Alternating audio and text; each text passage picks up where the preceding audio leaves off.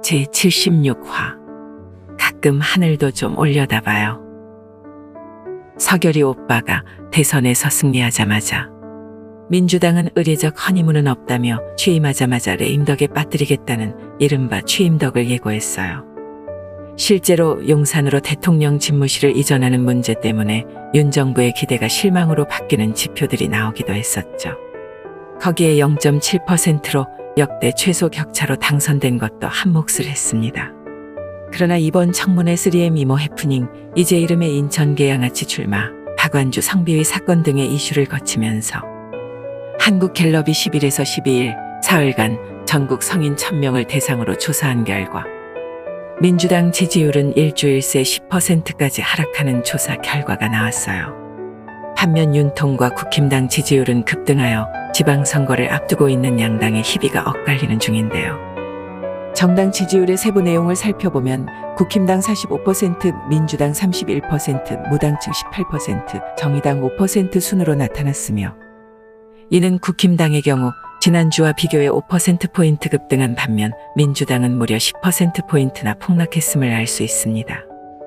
특히 국힘당의 지지도 45%는 전신인 새누리당, 자한당, 미통당을 포함해 2014년 11월 이후 7년 6개월 만에 최고치이며 호남을 제외한 전 지역에서 민주당을 크게 앞서고 있는 지표라고 설명했는데요.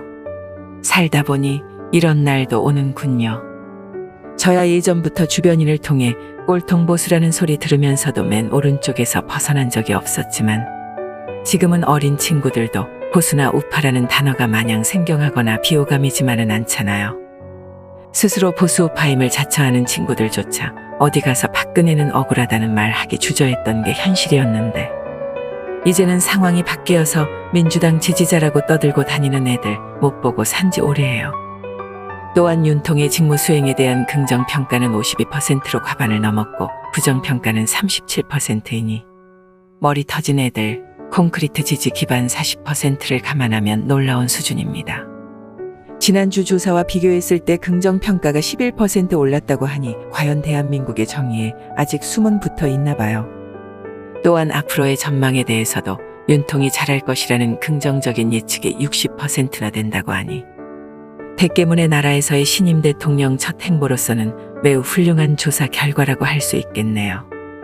제가 예전에 여론조사에 대해 수치가 터무니없이 다르지 않는 이상 여론조사 결과 조작은 음모론에 불과하다고 말씀드린 바 있었는데 이것 보세요. 이제 우리 세상이 오잖아요.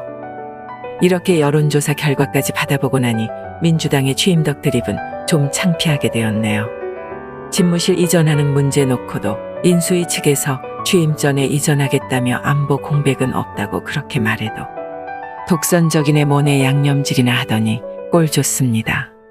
독선은 지난 5년간 우리가 많이 봐와서 뭐가 독선인지 아닌지 정도는 이제 구분하니까 걱정 안 해도 되는데 말이죠.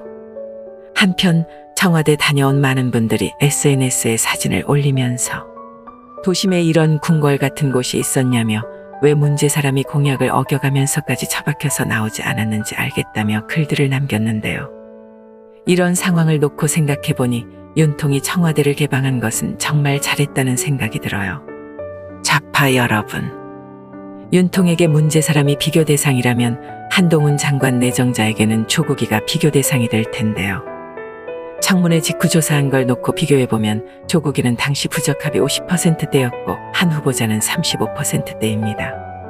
뭐 애초에 비교할 깜냥도 안 되긴 하지만 무슨 놈의 반대 의견은 다 저렇게 35%에서 40%이니 적폐청산도 중요하지만 여러분 대깨문 청산은 언제쯤 할 수 있을까요? 당의 존망은 아랑곳하지 않고 개인의 영달과 안위만 생각해 인천 계양을에 출마하는 이제 이름에 대한 의견도 이번 조사 결과 46%로 상당히 험한 상황인데 엎친 데 덮친 격으로 짤짤인지 딸딸인지 성비의 소식이나 전하는 민주당과 이제 이름을 70% 가까이 지지해주는 전라도민 말고 누가 좋아할 수 있을까요?